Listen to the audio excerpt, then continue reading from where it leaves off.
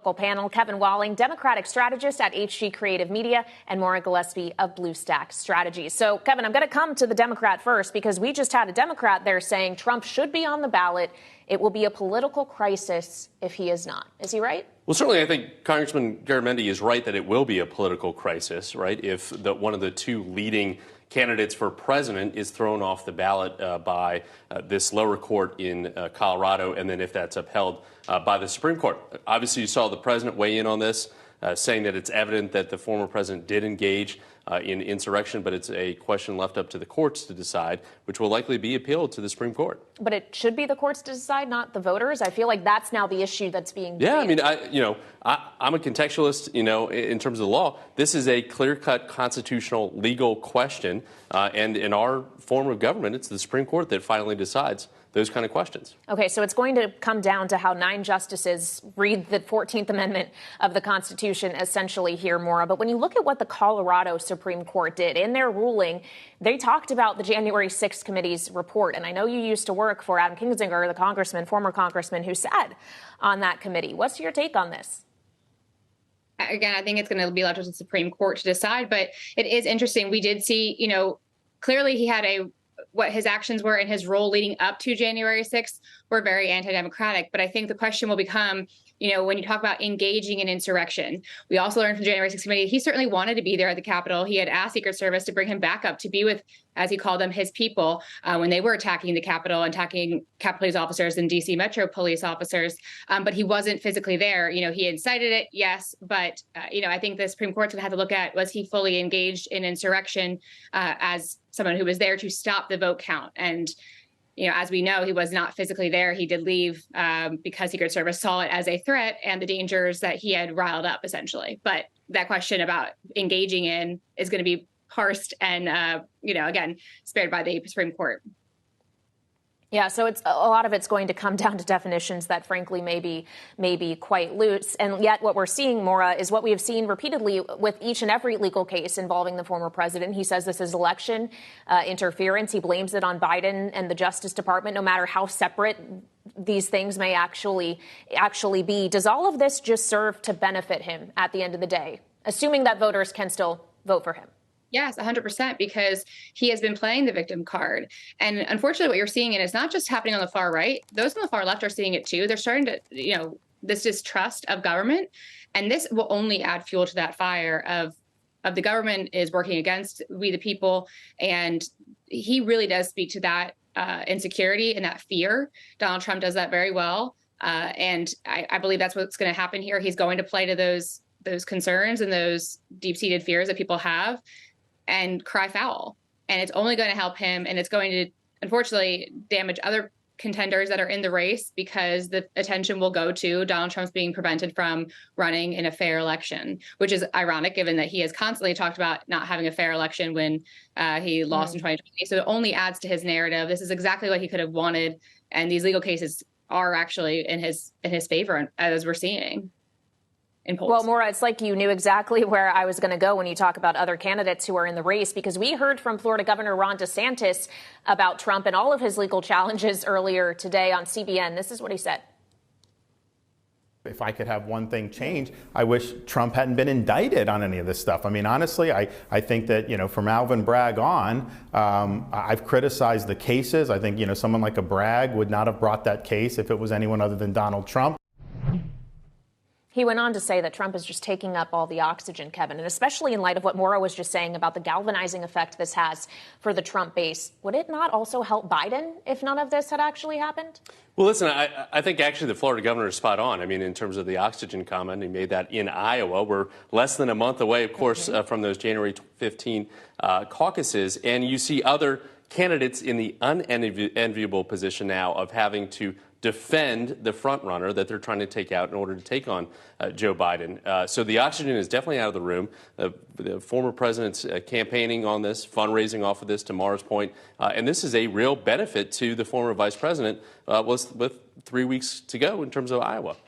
Okay, so I want to talk about how each candidate is doing in Iowa and New Hampshire, and we are going to do that in the next segment. But Maura, to you first, just why aren't they using this to their advantage? Or is it not possible for them to use the Trump issue to their advantage when they need Trump's base if they are ever going to have a hope of being in the Oval Office?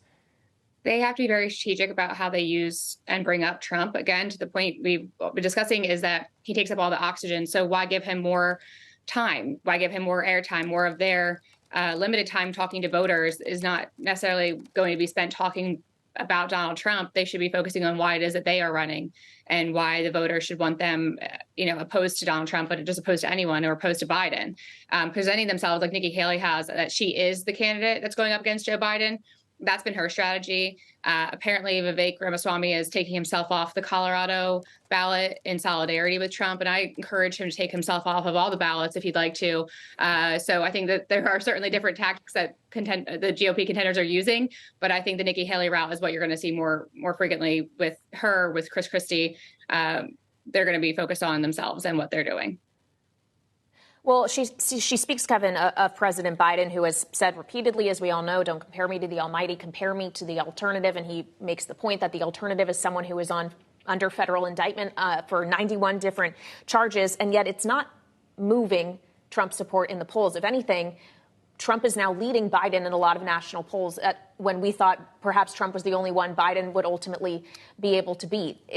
Does the Biden administration need to stop comparing to Trump because it doesn't seem like that comparison game is one they're winning? Listen, I think President Biden recently said at that fundraiser that we talked about that this is one of the main reasons why I think he's running for re-election. In 2020, he viewed himself singularly as one of the few people that could take out an incumbent president. It's really difficult to do that, obviously, in the history of this country. And he views 2024 through that same lens, that he's on a mission to defeat the fascist comments and the personality that is Donald Trump, and views him as an existential threat to this country. So to that end, that's one of the motivating factors. And I think you're seeing some of those polls, based in the last week or so, especially with the former president doubling down on the blood poisoning line with immigrants, things like that. As the son of an immigrant himself, married to not just one, but two immigrant people, having those comments is just so hypocritical and vile. And I think you're seeing the president wanting to defeat that once and for all come 2024 as a huge motivating factor to be in this race. And polls are tightening because of that. And in many polls, you're seeing New York Times, others among likely voters, President Biden is defeating Donald Trump. Well, it is an interesting point. Registered voters, not so much. Likely voters. Likely voters, that's the whole ballgame. And it's important to pay attention to those numbers. We're going to talk more about you. Does Nikki Haley stand a real chance in New Hampshire? She's gaining momentum at a time that's needed. And from polls that I've seen, she's second in Iowa, she's second in New Hampshire, and second in South Carolina. Obviously, the biggest headway she's made is New Hampshire, and having the support and the endorsement of Chris Sununu, who is widely popular there, and for, I'd say, Republicans, the Republican Party that I belong to is well respected. So that's a big endorsement, a big push for her. But I think, it's a momentum that she needs to have right now, but there's more ground that needs to be covered. Again, these early races will be important, but I think for her, she should be mostly focused on New Hampshire and South Carolina. Well, and in New Hampshire, the rest of the numbers in this poll, aside from Trump and Haley, Kevin, you've got Chris Christie at 12%, Ron DeSantis at 6%. If Chris Christie's primary aim in this campaign is not just to be president, but to make sure Trump is not president again, could he drop out and give those numbers to Haley? Do you think that's a likely scenario that could play out? Exactly right. You look at those numbers. He drops out. That 12% likely is not going to go to Donald Trump, just based on how Chris Christie has been campaigning. That goes. Then it's a 2-point race, according to that poll, between Donald Trump and Nikki Haley. The key thing will be also for Nikki Haley's benefit to have Ron DeSantis in the race as long as possible, interestingly enough. Because you look at those second choices from people's base of support, these Republican voters, and a large majority of Ron DeSantis' second choice voters are actually Donald Trump voters. They have a lot of that same block of voters. So the best thing for Nikki Haley, Chris Christie drops out, doesn't even necessarily endorse Nikki Haley, but those voters naturally go to Nikki Haley. Independents, of course, can vote in New Hampshire, the first primary state. Critical, as we've seen in recent history with John McCain, others in history. And Ron DeSantis stays in as long as he can. Okay, well, Maura, if he doesn't have an incredibly strong showing in Iowa, can he even make it to New Hampshire? Talk about Ron DeSantis? Yeah. Yeah, I think he still does. And to Kevin's point, I completely agree. He needs to stay in to keep those Trump votes, kind of ciphered a little bit there. And that gives Nikki Haley the best chance at, consolidating power from the right, but also from the center and those independents. So, but again, one thing that I would say is that all these campaigns, especially the Christie and Nikki Haley campaigns, what they should be really talking about is primary voters, encouraging people to vote. We have a historically low voter turnout when it comes to primary races in this country. We're well below 30% nationally, and we really do need people to go out and vote in their primaries. It's something that we end up getting fringe candidates because of the failure to vote in primaries. So the campaign should really be pushing that voter education, voter registration, and do a kind of a full-fledged campaign there in that regards as well.